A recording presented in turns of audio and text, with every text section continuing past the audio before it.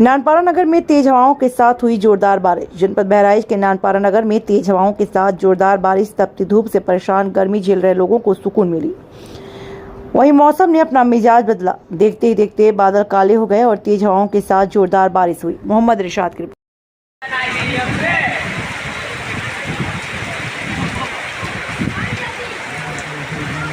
बहराइच में नहीं बारिश यहाँ है। अंदर से करो।